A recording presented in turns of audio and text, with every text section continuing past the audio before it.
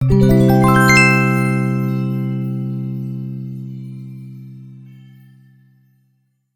do any photography until 2000. Didn't consider myself a photographer, and I really still don't.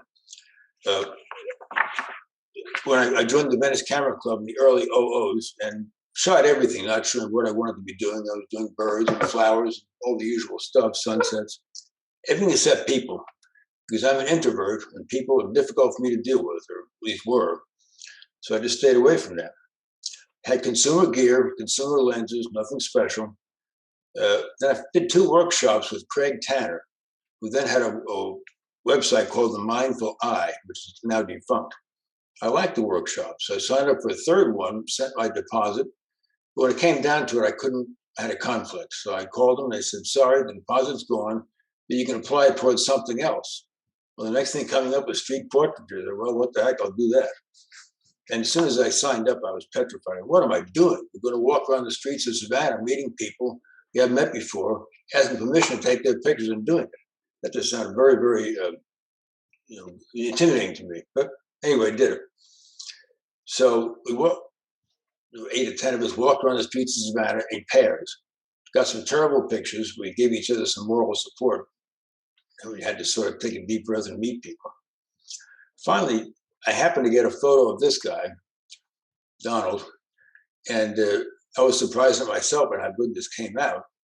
And when Craig Tanner saw this, he was bowled over. He said, my God, I can't believe you got that close to that guy. I said, well, it was an 85 millimeter lens, and it's a crop sensor, so it wasn't that close. He said, that's close. And this picture got a lot of, say, notoriety, but it was recognized among the group as being, one of the best ones, if not the best one. Made me feel good. So on the way home, I stopped off, I think it was Fort Pierce. And I saw this guy sitting outside a bakery. I said, well, what the heck? So I approached him and got this picture. And then I was kind of hooked. I said, well, I can do this perhaps, and I'm going to keep trying this when I get home. So I did. So for those of you who did not see the video a few weeks ago, I'm just going to the 2-minute slideshow here, 2.5-minute slideshow of the kind of people that I photograph, the kind of pictures I make. And at the end, I'm going to talk for a second about the music here. So just get the popcorn.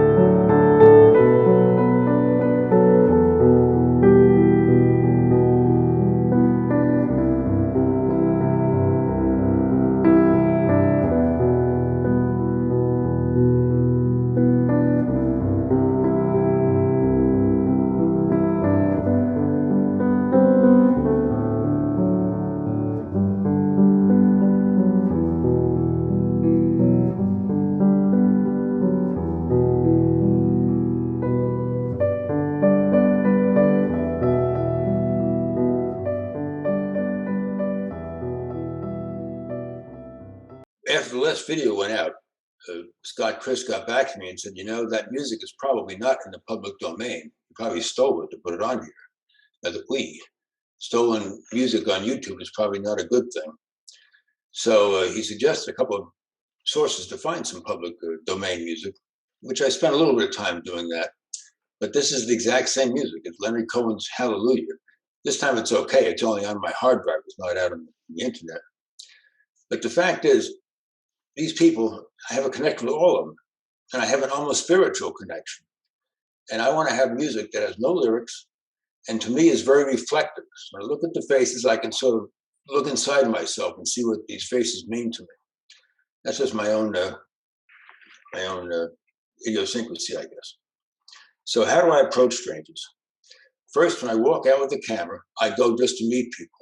I don't go for anything else. I sort of have to get psyched up and kick myself in the butt to go out and do it. So I'm not going to take pictures of anything else while I'm at it. I walk up and down streets. Sarasota works very well, actually, downtown Sarasota. I keep my head high, never wear sunglasses, always approach from the front, make eye contact. And if I'm walking down the street and I see someone in front of me I'd like to catch, like a woman wearing a big hat or something, I've actually crossed the street, run up a block, come back the other way again so the person can see me approaching. Some people might think it's a little bit weird asking for a picture, so I don't want them to think that I'm a stalker coming up behind and they see me easily before I ask. And I always ask permission. Never take anything without them saying okay. And of course, a lot of times they don't say okay. That's part of the game. Natalie was in Macon, Georgia. She and her boyfriend, who was actually in that video, were very receptive. This is Rachel, who was actually in front of Pastry Art, a little coffee shop and bakery right downtown. I've gotten a lot of pictures right there. The light's pretty good and it works out great. When they're sitting down, I can walk up to them and chat. They're not in a hurry. Works well. And I try to smile. And doesn't mean I want to get a smile back, but sometimes I do. We want to look happy and confident and those things. Okay. And definitely want to be genuine and authentic, not trying to make them think I'm trying to put something over on them. I'll often have my phone out and show them my Flickr photo stream so they can see, oh yeah, these pictures are reasonable. They're nothing dirty or weird or anything. They feel much better about it. And the words I used, I've changed over the years and sometimes change from day to day. But I've said things like, hi, I'm working on a photography project. Could I take your picture? I like to meet people I haven't met before and take their picture. Could I meet you? Women like that especially. It seems to work well with women. I'm working on a Flickr project, et cetera, et cetera. And I'll mention something later about Facebook, a project I have going there.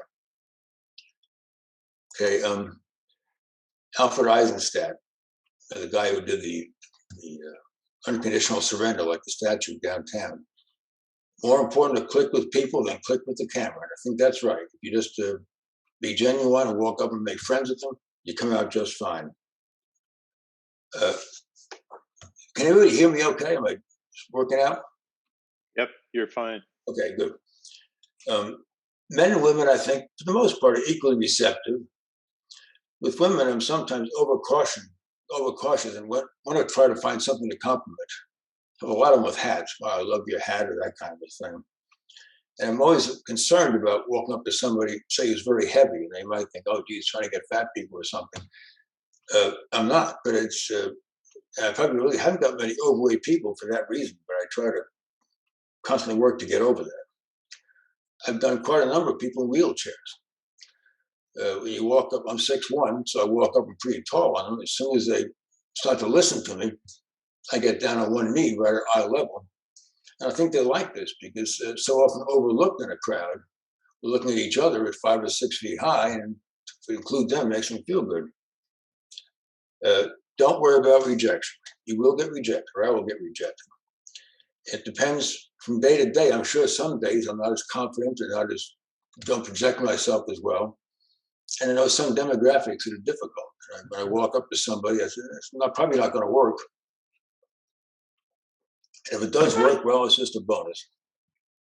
When people reject, most of them apologize. I'm so sorry, but I don't want my picture taken, that kind of a thing. I never had anybody take a swing at me or do anything nasty. Just a few times I've had somebody say no, kind of abruptly, okay, sorry, have a nice day. And twice I've had women say, well, I'm not, this is creepy. You shouldn't, this is kind of creepy. And amazingly, one of them was an artist at an art festival. I couldn't believe it. An artist would think it was creepy, but this is 2 out of probably 2,000 people have approached or something. So it's really not a big deal. Now I got to see where I'm at here. Okay. When I saw her, I said, I'm not going to get a picture here, but I'll give it a shot. What the heck? I was just shocked when the nun said, fine, okay, went for it. Not exactly the look I was looking for, but take what I can get. This fellow, cancer had taken off the end of his nose, and he couldn't afford to have reconstructive surgery. I sort of had to take a deep breath when I asked him, but he was very, very pleasant. In fact, he graduated from Venice High School a few years after I did. So we really had quite a bit in common to talk about, knew some common people. One thing I've always learned is when I get out of the car or start walking, is to start asking somebody quickly, immediately. Even if I get rejected, it's okay. I'm kind of in the flow, I'm working within myself. If I walk around for a while and think about it, I'll start thinking of all the reasons not to do it, why somebody might not like me or some made up problem. So I try to always do it immediately or very soon. Now, several years ago, my late wife had Parkinson's with dementia. I went over to Winter Park to get away from, well, she was in a memory unit, from my troubles for a while.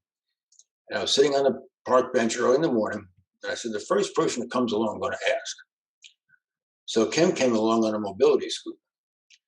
Very receptive. We chatted, had a nice talk, actually a pretty deep talk. She had MS for over 20 years. And I said, I'm here because my wife has Parkinson's. She says, oh, I know what you mean. My mother is 67, same as my wife, and she has Parkinson's with dementia. Well, I almost fell over. Talk about a spiritual feeling. I mean, so we talked and talked after that. It was just an incredible encounter. You have to think that somebody upstairs is pushing their hands together, making us be in the same place at the same time. So we're still in contact. That was 14. We're still in contact, couple, 3 times a month. And I pay a good part of her rent, which is a good deal for her, and it's a good deal for me because it makes me have purpose and feel pretty good about the world. Let's see. If people are obsessed, not sure I put this in here right now, but that's probably out of place. If people are worried about degrading your images, then your images aren't interesting enough. And I don't care that much about pixel peeping. I'm not my pictures, but I couldn't put them in contest to be torn apart for not being perfect, perfect noise and perfect focus and everything. But I like the pictures; they're interesting to me, and that's all that matters to me. I have the camera preset. Usually, it's always aperture priority, and depending which lens I have, it's wide open or stopped down a little bit. And I have my ISO to 400 or 800, occasionally 1600. And that's why this picture should have been here. If I get a little noise, I'm not worried about it. So make sure the shutter speed's fast enough that I can just take a few shots and not have to fiddle with the dials and whatnot. I was in Savannah a few years after the workshop, and Jamie was walking by. I was sitting having a cup of coffee on River Street, and this guy comes walking up to people. He's doing the same thing I was. I couldn't believe it. No one does that. So between people, I went up to him and said, guess what? I'm doing the same thing. I showed him the back of my camera. He showed me the back of his camera, and we've been in contact since then. He's from Baton Rouge, kind of a neat thing. You do meet neat people and make connections doing this. Now, my personal considerations are, even before I approach somebody, I look to see if they're in decent light. Because if they say yes, I don't want to say, good, let's walk 2 blocks away. I mean, I want to do them right where they are, or a few steps maybe one way or the other, but I don't want to move them too much. I'll ask them to turn around sometimes. But I make sure the eyes have catch lights. And if they don't have catch lights, then the eyes are dead. It doesn't work. Okay, this gal, the eye here. Can you see my point of my little cursor there? Yes. Okay, good. You see the eye is pretty sharp and it's got a catch light, so her eyes are alive. I was wide open, so the dog's eyes are out of focus. They're dead. So this just doesn't work. You got to be able to get this. I got to be able to get this kind of a look. And besides that, when possible, I try to find a flow of light, where the light is not perfectly even on the face, but a little lighter on one side than the other side. In this case, we'll often say, would you mind turning a few degrees to the left or right, whatever. And I often help this in post-processing. I'll dodge a birds or burn the whole image a little bit, and then put a gradient mask on it and do a little more masking and just get a little bit of a pseudo flow, I guess, or a faux flow of light. Almost all of these people are done outdoors. I've got a few inside. Light indoors is usually funky. So often the light from indoors comes from lights that are above, or pretty much above. I'd much rather have reflected light that comes from across the street or from some reflected surface. I never ever use flash. Never have, never will. If you look at videos of these kind of things, there's a guy named Bruce Gilden. I think he's Philadelphia, if not New York. He'll walk around with a camera with a big flash on it and just jump right in front of you, bang, and shoot a picture. You get some pretty wild faces that way. I can't imagine.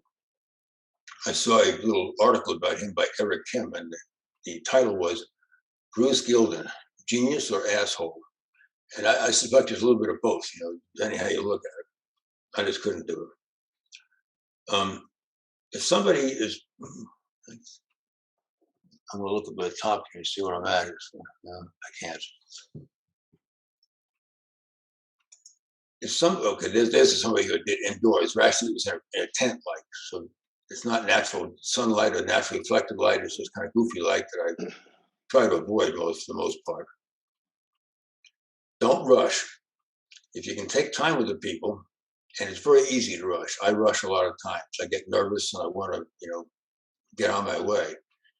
But Steve McCurry, who's one of the great artists of the world as far as portraiture, if you wait, people will forget your camera and the soul will drift up into view.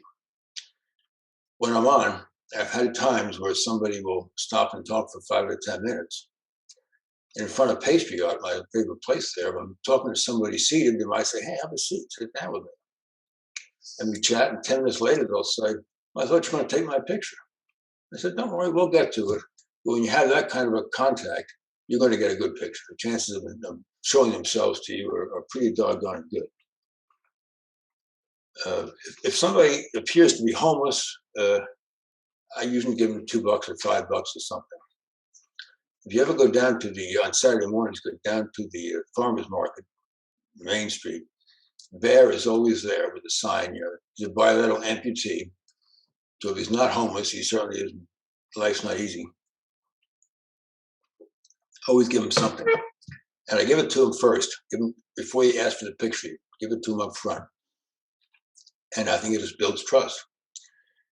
Now, they could take it and run and I'd lose my money, but it never happened. And if it happens, well, it's not too much lost. A lot of people say don't do that because a lot of the homeless will take it and buy drugs or booze or whatever. That's true. I'm not a cop. It could happen. I'm just kind of a softie. And I think pretty women get paid a lot of money to do this. So why not pay a grungy looking guy a few bucks? It's just the way it goes. So to me, the gesture has it all. It's all in the look. I just try to, the way they look at the camera, at me, is what counts. I try to get rid of distractions. I crop close. I don't want to care about fancy hair and long beards and special clothes or anything. In fact, often I'll say to somebody, oh, I love that beard. Let me take a picture. And then I'll crop part of the beard off. They don't care about the beard.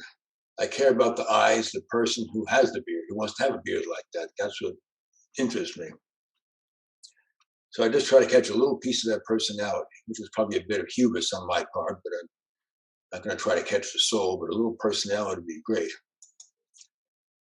Here's a gal pretty much out of focus, but I just feel like I know her a little bit after that shot. This lady I remember very well, and I love this picture. I feel I know where she comes from. And this gal was just a riot. She was a hoot. And the way she looks in this picture is the way she was. I mean, she was just a character. It's one thing to make a picture of what a person looks like. It's another thing to make a portrait of who they are. And that's what I'd love to do, is be able to make a portrait of who somebody is. Now, I'm going to show you two pros, how they get authentic pictures of people who normally won't give authentic pictures. I saw a book by Richard Avedon. So I'm leafing through it real quick. And that one, I said, boy, he almost looks like Eisenhower. So I go read the legend. It is Eisenhower. Didn't recognize him really, because all the pictures of Ike we've seen, he's standing tall like a general or president. He looks very much in command and in control of things. And here he looks a little bit off his game, a little bit ill at ease, whatever. What Avedon would do is he wouldn't be in the studio when the person first arrived.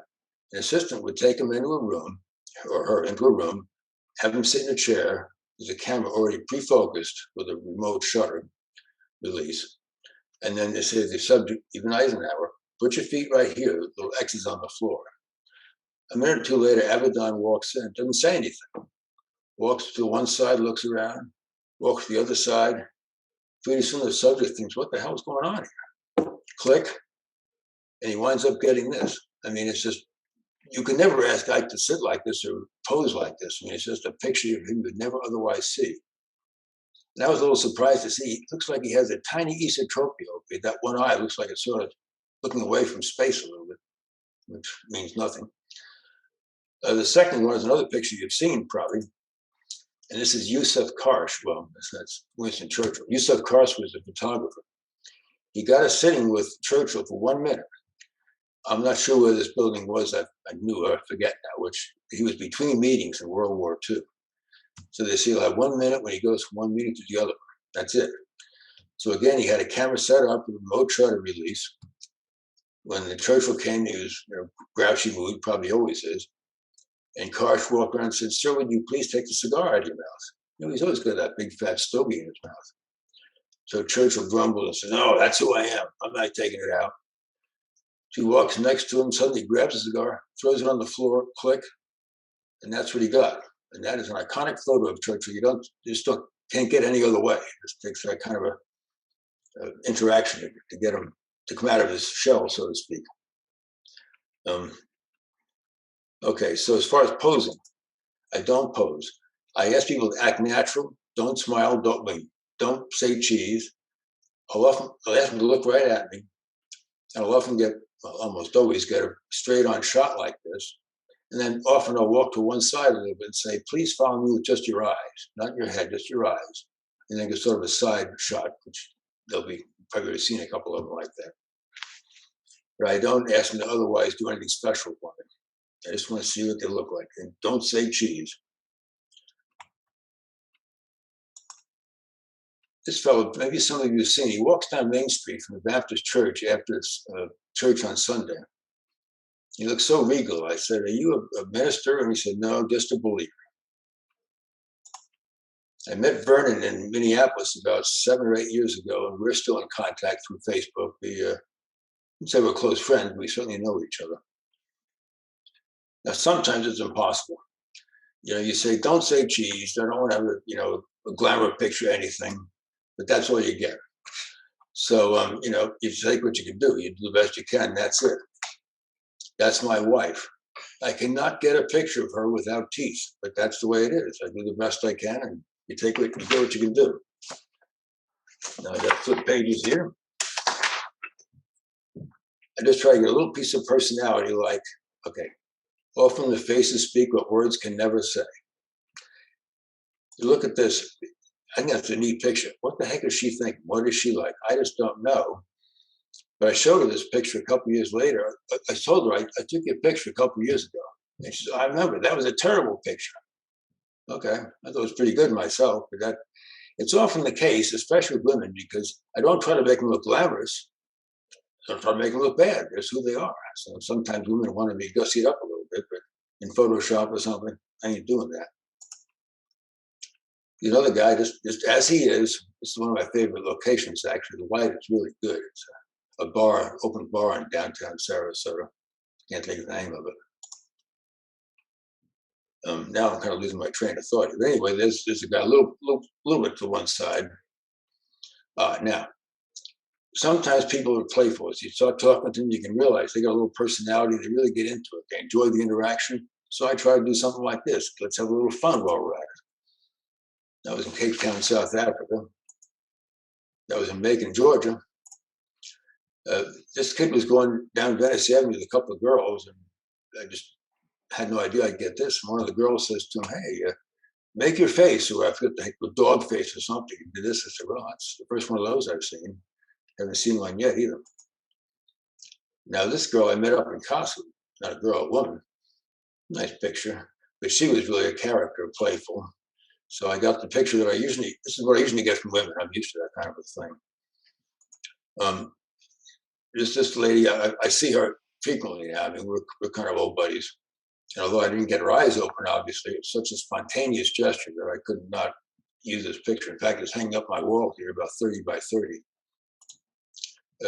You might know this gal, Betty Kimura. She's a character. She's a pianist, jazz pianist, and comes to a lot of little things in Sarasota, little parties and things. Whoops.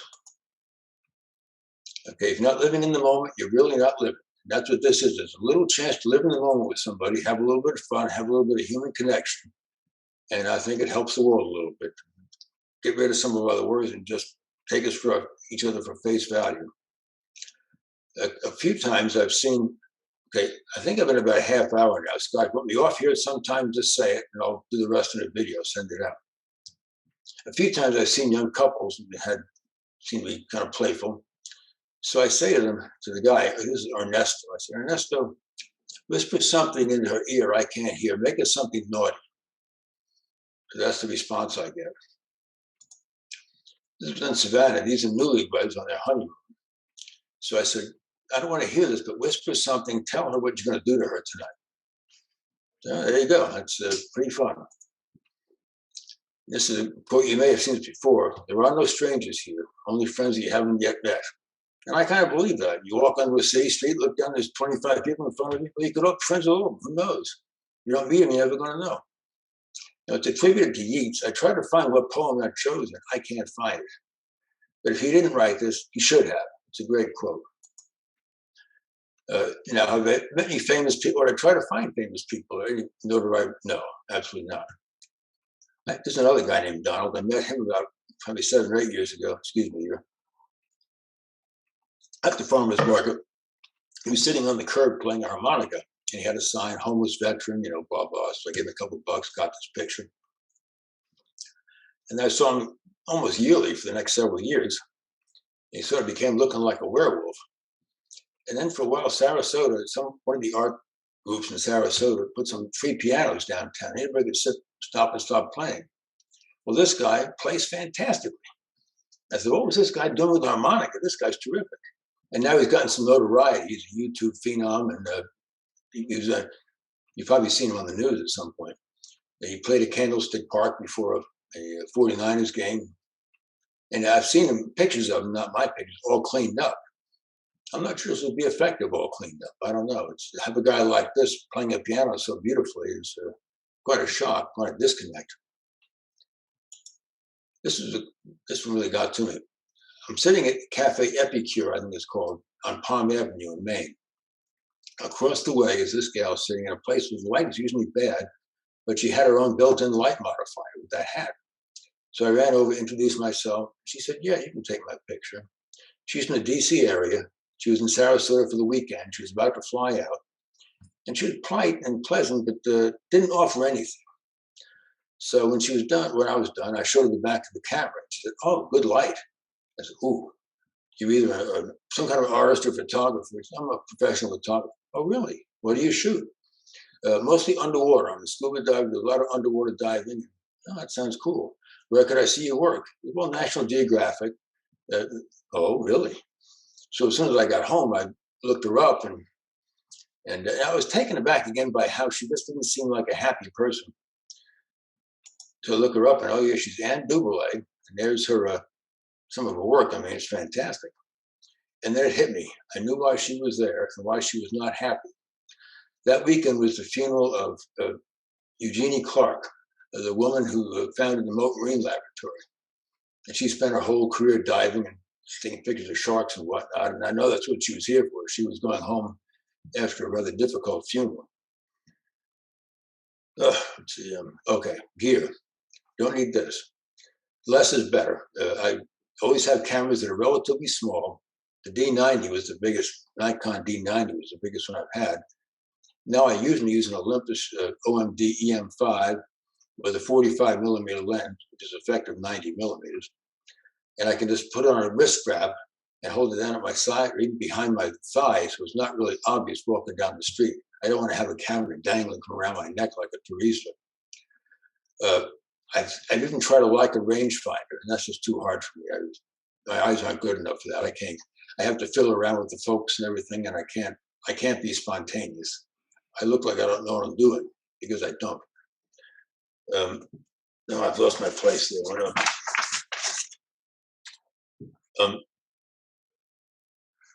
The main thing is to act confident. You act confident in yourself, and after a while, you will be confident with yourself. Especially with a camera like the EM5, you know darn well you're going to get something in focus, not be all that bad.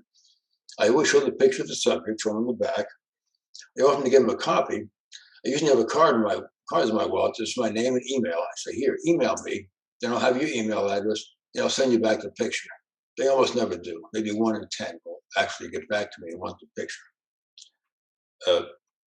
When I first started this, after that workshop, I bought a little portable printer, and I could print a little battery-powered thing. I could print a 2x3 image on the spot, and that was kind of fun, in a playful way. But it was one more thing to carry around, and the batteries often ran out. The picture would be halfway out, and then all of a sudden, too much like work, so I stopped doing that. Most of my images are square cropped. A lot of the ones I had here, ironically, weren't, but most of them are square. The reason is basically, I want to keep them as simple as possible. All I care about is the face, the eyes. I don't want to worry about, was this picture long, was it tall, or, and this way you can easily show a portfolio of them, and they all look in similar situations. They're all square. This particular one, someone showed for me to critique it a few weeks ago, and one of the reviewers said, you know, if I were you, I'd put a little more room over on this side. He's kind of close to this side. True, he's close. If you look at the rule of thirds, that's about a third there, and that's about a third here. Probably the PowerPoint is right about here. You might say his eye should be on that. No offense to anybody, but I don't care. To me, the picture shows what I want to see. It shows the humanity of this guy, and that's all that matters to me.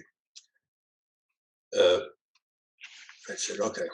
Now, why black and W? That's a bigger, black and white. That's a bigger one. Color is difficult, extremely difficult. If you want to just care about the face and the expression and the who's behind that face. Here's Steve McCurry's picture. You've all seen the one on the left. It's iconic. For color pictures to really work and not take away from the face, you have to just have very few colors, 2, 3, at most 4. Here, basically, there's 2. Each color should define a space. I feel like a print dress is a disaster. You have to have the whole dress one color and the background one color. So that works perfectly here. And here, the 2 colors are complementary, just about across from each other on the color wheel. Now, this is her 20 years later, and these are analogous colors, which I have a lot more difficulty with analogous colors. They seem to work okay, but it's just too difficult for me. Now, Photoshop used to have an accessory in it called Cooler, Kuler. I can't find it in Photoshop now, but there is a website, Adobe Cooler, Kuler. And what it is, it shows how to design color groups that work together. And this website, these little things here move. You move them around.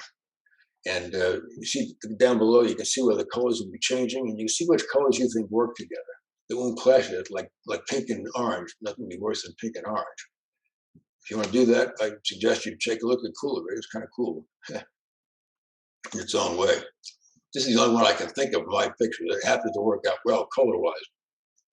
I think it's just a few colors. It's a little choppy back there, but to walk around trying to see people and get my act together and worry about the colors, it isn't going to work. There's too many things to have in my mind.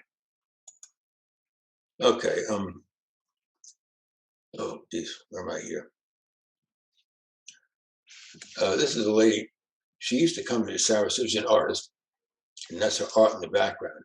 She used to come to Sarasota all the time to art shows, but she lives in Virginia, has a kid now, doesn't bother coming this far anymore. This I took in 2015. So on a hunch yesterday, I went to her website. I was very happy to see that. So it's like, what I'm doing with my pictures? Well, that's something, some people have gotten some use out of the pictures. I know several people I know have it. It's their Facebook meme and their Facebook profile picture. Not a big deal, but still I feel kind of good about it. Okay, so now the project I've done recently is during COVID, of course, what the heck can you do? I've done very, very little over the last year.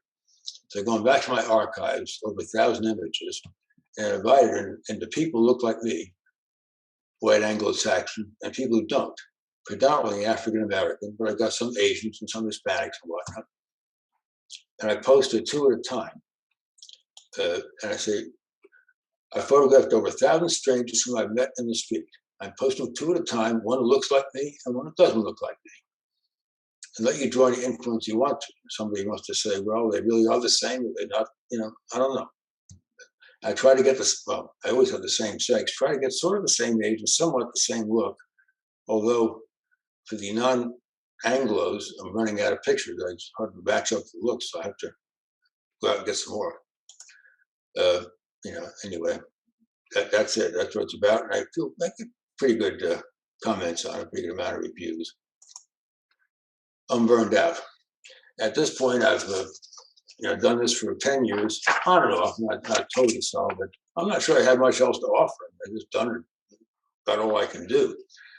The one thing that might get me back into it again a little bit is that this summer we're going to spend 2 months near Asheville, Brevard, North Carolina.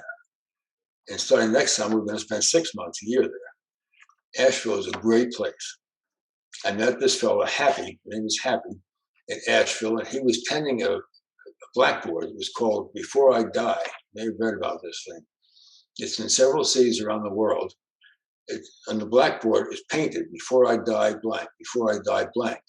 And then there's pieces of chalk people have for free. So basically you can put a piece of your bucket list on there. So you'll see all these different comments up on the blackboard. There'll be a crowd of people around it reading it to see what other people want to do, what are their feelings about life. It's kind of neat. He subsequently died, I saw on Facebook. He was an amputee.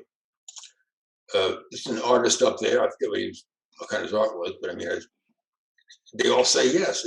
In Asheville, they're all geared into this kind of a thing. They love it. This is a busker, a musician who was, again, downtown with a couple other guys. And it's just a great place to go. So I might spend a lot of time in this summer and next and subsequent summers. Or not. That's it. Any question you want to have now, or any question you want to send to me, and I'll try to get back to you. Whatever you want. Scott, Chris, this is whatever your pleasure. Oh. Bob? Yes. How do you, if someone is wearing sunglasses, do you ask them to remove the sunglasses? Absolutely. Absolutely. And they almost always will. I've had a couple who wouldn't. Well, then you're stuck with it. You can't make them do it. And with regular glasses, I have to take them off. And most people will. And the ones who won't have to slow down, remember to look for glare. Don't allow there to be glare there. And you know how you do that by having to tilt the glass a little bit. The glare usually goes away. Although sometimes I go too fast and I just get a picture and get back home and say, damn, wish I had, like right now, Danny, you got a big square in the middle of your glass. Take a picture of that, I have a mess on my hands. So Pete has a question. So Pete, if you want to unmute your microphone, lower left-hand corner, then you can just ask the question. I started in Sarasota 2 or 3 years ago. I got interested in homeless people, and my thought was that people don't pay attention to them because they don't know who they are. They're sort of part of the scenery or the landscape. So I developed sort of an approach where I would go up to somebody and I would say, they'd have a sign, and I'd say to them, I got a deal for you. I'll give you $20 for your sign, but I want to take a picture of you holding your sign, and I'd like to talk with you about kind of how, where you are and what you're thinking about for the future for yourself, and how you landed in this situation, and what are your plans going forward. I got a very, very a warm reception. I don't think I ever had anybody turn me away. And my plan was, and I haven't really followed through with it, was to put together some stories. I was going to I have a photo, and I was going to put the photo, and I have the actual sign. They're always on cardboard. And they say various things, sometimes just help, sometimes there's a little story, and their picture. And I was going to make these up on placards, and see if I could find someplace in Sarasota to post them, with the idea that it would raise awareness of people, because everybody has a story. And one of the things that was interesting to me about it was how close so many people live to the edge of being homeless, and what tipped them into that situation. I got all these pictures, and I've asked myself, can I show these pictures, or should I get a release from people if I'm going to, because I'm in Philadelphia now, and I have somebody up here who's interested in, I told them this story, and they said, well, you got to do something with this. Everybody I've showed this to has said, you got to do something with this. But going forward, I'm interested in doing this here, but I'm thinking, do I need a release? Do I need to, and it seems to me, if I'm going to have to ask for that, it changes the whole tone of the encounter, and so I'm wondering what your feeling is about this. If I intend to use these in any way, that do I need to ask for a release? If I don't, am I in trouble? Or typically what I do, and I'll shut up here in a minute, is I record what they're saying on my phone. And at the end, I tell them, I may or may not do something with this. Is it okay if I use your picture in your story? And they always say yes. And my question is that good enough or what? So I'm curious about this whole issue. If you're going to be showing these pictures widely, do you need permission beyond what they give you to take the picture? I think from everything I've heard, you do not. As long as you keep the picture yourself and you don't license it to somebody else. You Okay. make a print of the picture, put it up in the library or wherever you want to put it. You can put it. That's fine. If you give it to the Chamber of Commerce and they give it to the Chamber of Commerce and they put in a brochure, then that's not good. And I agree with you. First of all, for $20, you can take my picture anytime. $20, that's great. But I found the same thing as you have. You talk to them. I'm very conscious of the possibility of walking up and taking advantage of them. Like a quote hit and run picture. You don't really. I always spend a little time with them. And like you, I always get a decent story. It's probably a lie a lot of the times. I'm sure it is. Sometimes I'm sure it's not a lie. But I used to belong to a Flickr group called 100 Strangers. And to begin the group, you had to take 100 pictures, obviously, only one a day at most. And you always had to have a story with it. You could be anybody, but you had to show that you sat and talked to them for a while, got some little piece of their history or whatever. And the homeless loved it. I mean, they were easy to deal with, no problem whatsoever, because no one pays attention to them. People look the other way and walk by. I've done it too. I'm not proud of it, but I've done that before. But somebody stops and talks, looks them in the eye. If they're on the sidewalk, get down the sidewalk with them. That's pretty good. You're acknowledging their humanity. They like it. Yeah, incidentally, I used to sit out at Pastry Art all the time. I think you took my picture there at one point. And somebody walked up to me one day and said, you mind if I take your picture? And I'll bet it was you. God. What year that would have been? Pardon? Pete. Okay, I'll look for Pete. I'll scan for Pete, see what I can find. Okay. Any others? Okay, well, again, if anybody has other questions, send them to me and I'll get back to them somehow in the next week and a half or so. Yeah, just one before we sign off, Bob. I was just thinking about summertime's coming up, and late morning, early afternoon, sun is really bright. Somebody is standing there squinting. How do you handle that? Never, I wouldn't even ask them unless they're standing. What I always look for is shade and reflected light. I'm glad I think I must have skipped a couple of things I was going to say. Like pastry art is perfect. I mean, it is an awning there. And you look across the street, very often the buildings across the street are bright. They're in sunlight. Well, that means the light is reflecting back into your eyes, which means in everybody else's eyes too. I've kind of got a habit now. I've done this enough that I walk down the street, I'm looking at catch lights in people's eyes. It just sort of comes second nature. So I sort of know when something's going to work and when it's not going to work. And if they're out, that's one problem with the art, with the farmers market. A lot of it is right out in the glaring sun, and it's hopeless out there. I just don't approach somebody out there. If they're close to shade, I'll say, "Can you please step over here?" Or if they're not, I just won't do it. I'll wait until I see somebody in the shade. Last time I was there 3 weeks ago, I found a good spot with a good background, and I just stayed there. People walked by, I had them stand in front of it like at the studio almost, and they were all for that. And by the way, back to the Facebook thing. Now I'm trying to get more African Americans and Orientals to pose for me. And they almost, when I tell them what I'm doing and show them on the phone, what I just showed you, they all say yes. They love it. They think it's a great idea. It's right up their alley, whatever it's worth. Good. Any other comments or questions? So, Bob, are you visualizing in the camera black and white? Do you have your camera set so No. you only see black and white, or you see color? No. I did pass a section. Okay, use fast on image viewer. Obviously, that's what this was on. I never use Lightroom. I go right to Photoshop, and I've got as a plugin Mixer Effects Pro 2, and that's where I do the conversion. There's a couple of presets in there which I really like.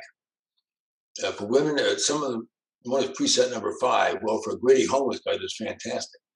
For women, sometimes a little bit over the top, makes them look a little bit tough. And then I'll make some other adjustments in Photoshop to bring it back to what I think they look like when I took the picture. Not to glamorize them, not to make them look better, but not make them look worse. I want them to, and sometimes, like I said, women don't like that. They'd rather be glamorized. But sorry, that's not what I do. And I tell them up front, I say, this is just authentic pictures of you, not to be a model or anything else. Bob, if you are downtown, do you ever go like with another 1 or 2 photographers? And if so, how does that change the dynamic? Is it better? Is it worse? Well, of course, you know the answer to that because we've done it together before, a few years ago. We've done that. It takes 2 or 3 or 4 people downtown, and sometimes we'll split up. We'll do a couple of people and let other people see it. If they feel confident and comfortable, then split up and do it on their own. If they don't, I'll walk up and say, "Hi, I'm doing this photography project." And it's not easy to do this. It's not easy to walk up to strangers. It's tough for me. And these ladies and gentlemen would like to sort of get used to doing this. So we're sort of practicing, if you don't mind. And, as long as you're honest like that, most people will buy it. That's not a problem. I don't think anybody's ever said, "Oh, I might do it for one person, but not 3 or 4, Right. Okay. And the other. Okay, well, thank you. Outstanding presentation. Thank you. You can't throw fruit at me over Zoom. That's great. I'm gonna make a mistake. I can't. I'm sorry you we're not going to get together until the fall because I don't know any of you basically except Vinny, and I just hope we can sometimes meet in person and become real. You have been an inspiration to me with this endeavor for a long, long time now. I have come in and out of it. I've kind of gotten away from it for a while, and then I'll glide back in. And sometimes, I'm out shooting birds, and I see a photographer there. I'll just ask them. I mean, why not? They're a person too, Well, you're a natural because you're an extrovert. You'll talk to a stone. For me, it's not easy. I have to kick myself in the butt to get out and do it. It just doesn't come naturally, even now after all these I've done. But, obviously it gets better with time. You got the perfect personality for it, for doing this kind of thing. We try. Okay, anybody else have any questions of Robert? It's terrific.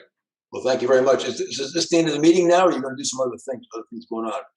We're just going to give a prosit, and we're going to send you on your way, ask you to drive carefully, and then you can go eat your cookies now. Well, I'm in my den, so I guess I can drive carefully. Okay, well, thank you all. And, Thank you, Bob. Good quote meeting you, and hopefully one of these days we'll meet. I hope so. Yeah, we've had kind of rumblings that we would be back in Kaiser hopefully this fall. I'll believe it when I see it, or I'll see it when I believe it. One of the two. And like I say, the June 26th macro shoot I think is a good start for us. It's outside. It's kind of a fun thing. So give that some thought if you're going to be around town that day. We'll do it early. By the way, there are fans inside that gazebo, so we could shoot some interesting macro shots.